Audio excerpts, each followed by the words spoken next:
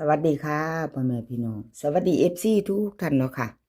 กลับมาพบมาพอกับเจตาพารวยคือเก่าค่ะ ในทางช่อง YouTube เนาะวันนี้เจตาก็จะวางแนวทางของลาวพัฒนาค่ะ เป็นวันที่3งวดแรกของเดือนพฤศจิกาวันจันทร์เนาะค่ะ เห็นอยู่นี่จะเป็นประวัติของเลขล็อกกิกค่ะ เลขล็อกกิกวันที่31ที่ผ่านมาเนาะค่ะสาวน้อยหน้ามนคนน่ารักเลขล็อกกิกวันที่3เพิ่นให้มาแล้วค่ะกราบขอบุญขอบคุณเลขล็อกกิกค่ะที่ให้แนวทางมาว่างทางช่องของเจตาเนาะกราบขอบพระคุณเป็นอย่างสูงค่ะFC ล็อกกิกค่ะเตรียมแคปหน้าจอไว้ไปต่อกันกับเพิ่นมื้อแรง2 ทุ่มครึ่งกับลาวพัฒนาเนาะค่ะเลขล็อกกิกวิ่งรูดเพิ่นให้มา8ค่ะ8ตัวเดียว2ตัว4หาง80 82 98 81ค่ะ3ตัว2หาง789 782วิ่งรูดเด่นทอกันเด่นตัวเดียวค่ะเด่นตัวเดียว8 2หางค่ะเน้นให้82กับ98ค่ะ3ตัวนี่ทอกันค่ะ789 782เน้นทอกันเนาะจับตามองแคปหน้าจอค่ะไปจะไปต่อแคปไว้พิจารณามือแรง2 ทุ่มครึ่งลาวพัฒนากับเลขล็อกกิกเนาะค่ะ FC เพิ่นลุ่นลามอยู่แล้วล็อกกิกช่องเพิ่นก็ใหญ่แล้วเนาะค่ะ FC หลายเนาะFC ใหม่เจตาถ้าเขามาเห็นก็ชอบแนวทางของเลขล็อกกิกเนาะค่ะผู้ใหม่ถ้าบ่ทันเห็นแนวทางของเลขล็อกกิกกับฝากกดติดตามค่ะแล้วก็แคปหน้าจอเลขล็อกกิกไว้ไปลุ้นกันเนาะค่ะเลขล็อกกิกลาวพัฒนาสาวน้อยหน้ามนคนขยันคนน่ารักเนาะค่ะต่อไปค่ะต่อไปต่อเป็นของใครเนาะค่ะขอบุญขอบคุณเลขล็อกกิกค่ะที่ให้แนวทางมาว่างเนาะขอบคุณหลายๆไปต่อกับเซียนจิระค่ะเซียนจิระค่ะวันที่31ที่ผ่านมาเนาะ31หลุดไปเนาะค่ะหลุดไปคลิปนี้งวดเดียวเด้อค่ะเจตาให้เบิ่งลาวพัฒนาย้อนหลังไปงวดเดียว31เซียนจิระหลุดไปเนาะค่ะหลุดไปบ่เป็นหยังค่ะเจตาให้กำลังแรงใจคือเก่าหลุดไปก็บ่เป็นหยังมามือนี้ไปใหม่ไปต่อแนวทางใหม่แล้วค่ะวันใหม่ก็ไปต่อเนาะค่ะกับขอบุญขอบคุณเซียนจิระค่ะที่ให้แนวทางมาว่างทางช่องเนาะค่ะกับขอบพระคุณเป็นอย่างสูงเนาะเซียนจิระมาพิจารณาแนวทางใหม่ของเพิ่นพี่น้องวันจันทร์แล้วเดือนใหม่มือใหม่เนาะไปใหม่เซียนจิระให้มาค่ะวิ่งรูด6 2ตัว3หางค่ะ6 7 6 8 6 9 3ตัว2หาง7 6 8 7 6 9ค่ะวิ่งรูดเด่น6ตัวเดียว3หางค่ะเพิ่นเน้นทอกัน6 7 6 8 6 9เน้นเท่ากันหมดเลยเนาะค่ะบ่มีร่องแคปหน้าจอค่ะใครจะไปต่อกับเพิ่นเซียนจิระเนาะค่ะลาวพัฒนาขอบคุณขอบคุณเซียนจิระค่ะแล้วก็ขาดบ่ได้คือ FC เนาะพี่น้อง FC ผู้ที่เข้ามากดหัวใจให้กดไลค์กดแชร์แล้วก็มากดติดตามกราบขอบพระคุณหลายๆค่ะ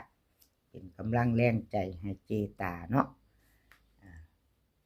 ชอบคลิปนี้ก็อย่าลืมกดกระดิ่งแจ้งเตือนเด้อค่ะกระดิ่งแจ้งเตือนจะได้ไม่พลาดคลิปใหม่ๆของเจตาเนาะค่ะจะได้บ่พลาดคลิปใหม่ๆ FC ของเจตาเนาะเซียนหนุ่มค่ะเซียนหนุ่มวันที่31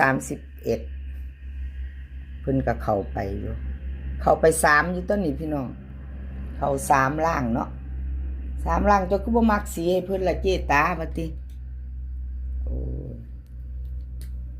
เข้าไปนี่ล่ะค่ะ3วิ่ง3ล่างค่ะ3ล่างของเซียนหนุ่มเขาขออภัยที่บ่ได้มากสีให้ไปต่อกับเซียนหนุ่มค่ะกราบขอบบุญขอบคุณเซียนหนุ่มหลายๆเด้อค่ะที่ให้กำลังแรงใจแล้วก็ให้แนวทางมาวางทางช่องเนาะเพิ่นก็ให้มาคือเก่า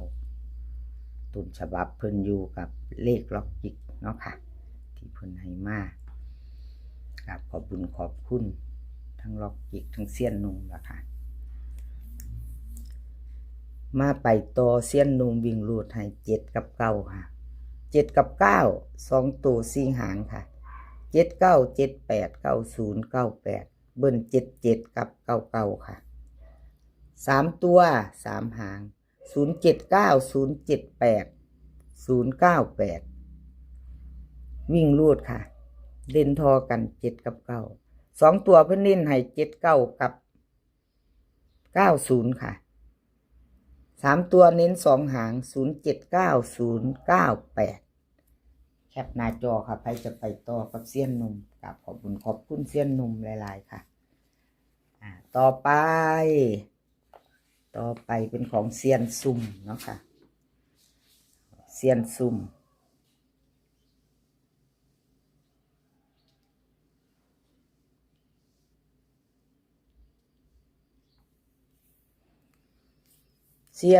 ค่ะประวัติของเพิ่นที่ผ่านมาก็รูดไปเนาะค่ะ31เซียนซุ่มบ่เดินเนาะค่ะขอโทษขออภัย FC เซียนหนุ่มเนาะค่ะขออภัยแทนเซียนหนุ่มที่แนวทางของเพิ่น2ตัว1ตัวไม่เดินไม่มาเนาะค่ะเจตาใครกำลังแรงใจคือเก่าล่ะค่ะ FC เพิ่นก็เป็นตาฮักอยู่เพิ่นให้กำลังแรงใจคือเก่ากำลังใจให้กันและกันเหมือนเดิมเนาะค่ะกับขอบบุญขอบคุณเซียนซุ่มค่ะที่ให้แนวทางมาว่างทางช่องของเจตาเนาะกับขอบพระคุณเป็นอย่างสูงมาไปใหม่มื้อนี้ค่ะ2 ทุ่มครึ่งกับเซียนซุ่มวิ่งลูดลาวพัฒนาเพิ่นให้มา6กับ7ค่ะ2ตัว4หาง6 5 6 9 7 5 7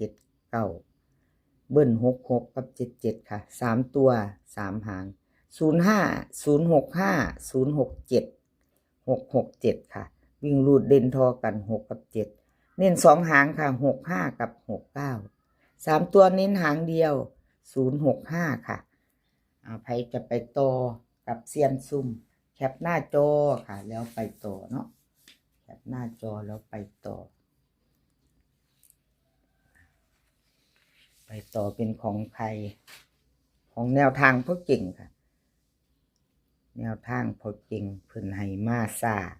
มาต่อแถวกับเลขล็อกจิกเนาะค่ะกับ4เซียนเพิ่นเลขล็อกจิกเซียนหนุ่มเซียนซุ่มแล้วก็เซียนจิระเป็น5เซียนกับแนวทางพ่อเก่งค่ะมารุ่นหมู่เนาะของเพิ่นกับเขาอยู่เด้อค่ะ37แนวทางพ่อเก่งที่ผ่านมาวันที่31เนาะค่ะนี่เป็นประวัติของเพิ่น31ที่ผ่านมาเนาะค่ะเขาอยู่พี่น้อง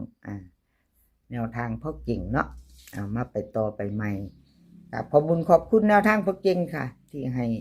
มาว่างทางช่องของเจตาเนาะแนวทางของเพิ่นขอบคุณเป็นอย่างสูงค่ะวิ่งรูดค่ะเพิ่นให้มา5กับ7 2ตัว4หาง58 59 71 70เบิ้ล55กับ77 3ตัว3หางค่ะ570 758 571วิ่งรูดเพิ่นเด่นทอกันค่ะ5กับ7วงกลมให้2ตัวค่ะเด่นทอกัน2ตัว2หางค่ะ58กับ70พอกิ่งเน้นให้มา2หางค่ะ3ตัวหางเดียวค่ะ570ใครจะไปนำพอกิ่งแคปหน้าจอค่ะลาวพัฒนามือแรง2 ทุ่มครึ่งมือใหม่ไปต่อเนาะค่ะวันที่3ของวันจันทร์งวดแรกของเดือนพฤศจิกายนเนาะค่ะไปลุ้นกันใหม่แล้วพี่น้องเดือนใหม่แล้วเนาะเดือนใหม่แล้วค่ะขอบคุณแนวทางพอกิ่งค่ะคลิปนี้ก็ขอให้พี่น้องโชคดีมือแรงค่ะกับดาวพัฒนาให้โชคดีเนาะค่ะมื้อนี้ให้มีความสุขให้สุขภาพร่างกายแข็งแรงกันทุกคนเด้อค่ะปลายฝนต้นหนาวแล้วดูแลสุขภาพกันเนาะค่ะสุขภาพมาก่อนเสมอค่ะพี่น้อง เดินทางไปไสก็ขอให้ปลอดภัยค่ะ เดินทางไปขอให้มีโชคกลับมาขอให้มีชัยคลิปหน้าพ่อกันใหม่ค่ะคลิปนี้ก็สวัสดีค่ะ